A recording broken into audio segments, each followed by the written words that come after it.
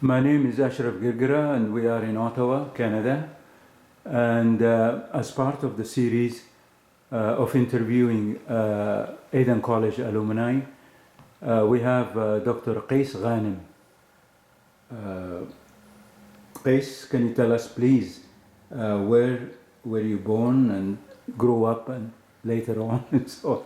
Yes, I'm sure I was born in Crater Aden because my family, the Luqman side of the family lived in Crater, whereas the Ghanem segment was in Tawahi, so I belong to both parts of Aden.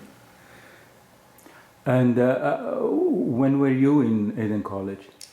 Well, I was at Aden College from 1952 to 58, and I remember that Aud Mabgar in London reminded me that we were the first group that actually started with Aden College at that time. So I was there for 6 years until the end of my advanced level studies. Do you remember any of your classmates at all? Oh, do I ever? I have. Yes, indeed, and I've been in touch with so many of them. Of course, next to me was always Muhammad Abdul Qadir Girgira, and next to him was Aud Mabgar. Next to him was Abu Bakr al-Attas, and behind us was Raza and Abdul Karim Ali Abdo, and I think also Abu Bakr Khalil. So many nice people, Himmat Lal, and all these people actually, some of them I saw in London just recently when I did the interviews. And do you remember any of the teachers at all? The teachers, yes indeed. We have, let's start with the British teachers. We had Mr. Miller in chemistry, Mr. Hunt, Mr. McNeil, yes, I think so, and there were also the Indian teachers like Mr. Shirwan, Mr. Sen, and we had the Adenese like Mr. Nazir, who taught us mathematics, of course, and the Arabs that I remember were Mr. Hashim Abdullah and Ustad Muharis, Abdullah Muharis. These are the ones that come to mind just now. Yeah. And what did you do when you left the college?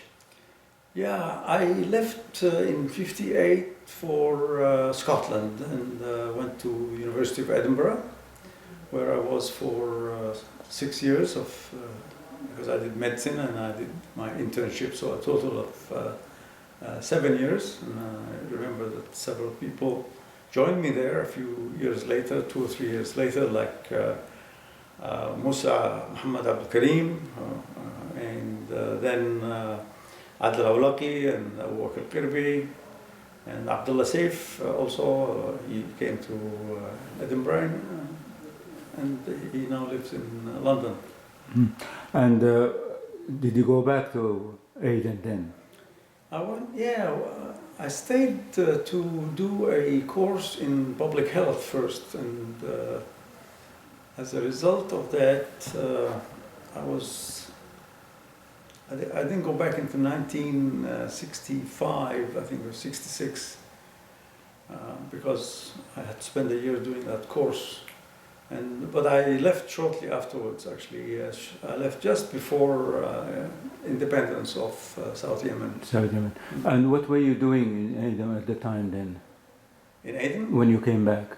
I was working as a physician at the Queen Elizabeth Hospital, as it used to be called at that time, and did my fair share of emergency room work as well. But I had a special interest in pediatrics in those days. Any reason why you have left again? Is it for further studies or? Well, it was for two reasons. I found that I was not achieving what I was there to do because of all the it was actually a rebellion. In fact, it was very dangerous to live in Aden in those days. So many people got killed. You always heard so-and-so was assassinated, and there were so many checkpoints. And of course, there's no way to kind of advance your knowledge of medicine or even just keep up with the science. So I decided that was a good time to go abroad and spend the time doing higher studies. And I went back to Scotland, and that's exactly what I did. And did you have family at that time? I got married in 1968 in Scotland to a British woman, and we're still married, and we have 2 daughters and we have 2 grandsons. Yeah.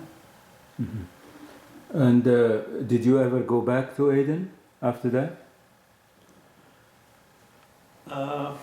No, I did not go back to South Yemen until about 10 years ago. In fact, it was after it became part of the Greater Yemen. But I went there in the capacity of one member of the Canadian medical team of different professors of medicine, different specialties from several universities here in Canada. And I was kind of the only one from the University of Ottawa, where I was on faculty until I retired last year. And how did you end up in Canada? Yeah, well, I came from UK. I was actually just waiting to take this MRCP exam in UK, in Edinburgh, when there was an advert for a job for a resident in pediatrics, and as I mentioned, I was interested in pediatrics in those days. So I did apply, and I was accepted, and as a result of that, my immigration papers were fast-tracked, and I came to Queen's University in Kingston. I started there in Canada here, and later on I went to other places, including University of Michigan in the United States, and then I came back to Canada here, and so here we are in Ottawa now. If you go back to the days of Aden College, what would you remember about the memories of Aden College? I think they're very nice, fond. I have fond memories of days and years, I should say, at Aden College, because there was so much harmony and friendship, and true friendship. Of course, when you are a teenager, that's when you make your closest friendships, you know. This is classic. But also it was a peaceful place, and it was so cosmopolitan in many ways. And as many people have noticed, it was multinational in the sense that there were students, yes, they were all Adenese and so on, but they were of Indian, Hindu origin, or of Pakistani Muslim origin, or even of Jewish origin, and some people from Indonesia. And of course the majority were Yemenis or Adenese, people from Somalia as well. We had students called the Borders who came from Somalia or came from Dala or Awalet, and they all came together there. And it was a happy time. Would there be any message if you would like to address the Aden College alumni today? Well, I think it would be interesting for the alumni if that was within their capacity to perhaps get together somewhere. The problem is where to meet, because we're kind of scattered all over the place. And that is not a bad thing. I think the fact that we are scattered is a testament to the fact that we have done well in life because of our education. And I think we should all be very grateful to our parents and to Aden for making that possible. Yeah. And because of that, I think we should also go out of our way to pay back some of the debts that we have incurred in getting this far in education. Yeah. And always remember that there are so many people who did not have that opportunity. And whenever we have the chance, we should help them. Lastly, now, I think you mentioned that you are retired. So, what kind of activities do you do in Yeah. retirement? People say that when you retire, you know, you have nothing to do, it's boring, and you're going to be just waiting to get your stroke or die and so on. But I have, frankly, become much more active since I retired, and I've been always very active in the peace movement and the human rights movement and in the movements that defend the rights of minorities, they defend the rights of women especially. But I have also become a prolific writer, considering that I only started in 2011. So I produced 3 books. Well, the first one was actually published in Yemen, so it wasn't. It was actually done for me by my dear brother, Dr. Nizar Ghanem. So I'll show you actually very briefly that this is my book of poetry. On the right side it says "Min al-Yamin il-Yisar" because it's in Arabic, and then on the left it says from left to right because it's English poetry. And then I published in 2011, a year and a half ago, my first novel, which is called Final Flight from Sana'a. Of course, it's in English. And it is about the life of a medical doctor who goes to Yemen and faces all the corruption and lack of democracy, and he gets tortured in prison in Sana'a. So it's an exciting kind of drama.